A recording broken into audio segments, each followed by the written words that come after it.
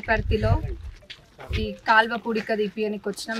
మీరు కూడా చూడొచ్చు, ఇక్కడనే పక్కన ప్రెస్ మిత్రులందరూ కూడా ఒకసారి చూపించచ్చు ఆ విజువల్స్ కూడా. ఎంతసేపు రోడ్ ఎక్కి ఏదో రైతులకు మేలు చేయబోతున్నట్టు బిల్డప్ ఇవ్వడమే కొంతమంది, కానీ నిజంగా రైతులను ఎన్నడూ కూడా పట్టించుకున్న దానికి లేదు. రైతులను కనుక పట్టించుకొని ఉంటే ఈ కాలువలలో పూడికలన్నీ కూడా ఇట్లా ఉండకపోతుండే.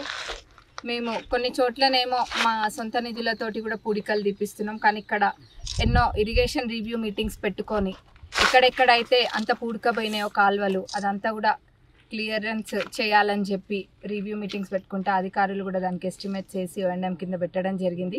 రీసెంట్గా రాయపర్తి మండలానికే 1 కోటి పైన ఓఎండ్ఎం కింద వచ్చినాయి ఇరిగేషన్కి సంబంధించి.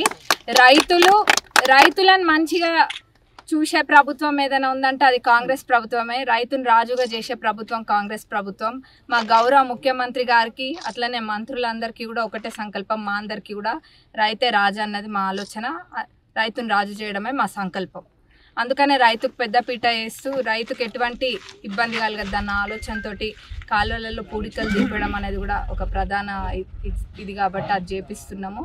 ఇదే కాదు, ఏ విషయంలో అయినా రైతులకి అండగా ఉంటామని, రైతులకు ఎటువంటి సమస్య రాకుండా చూస్తామని తెలియజేస్తున్నా. అట్లనే రాయపర్తి మండలానికి గోడౌన్ కూడా 14 కోట్లు పెట్టి గోడౌన్ కూడా తీసుకొచ్చినాము. అది కూడా శంకుస్థాపన అయింది, పనులు కూడా ప్రారంభమైనాయి.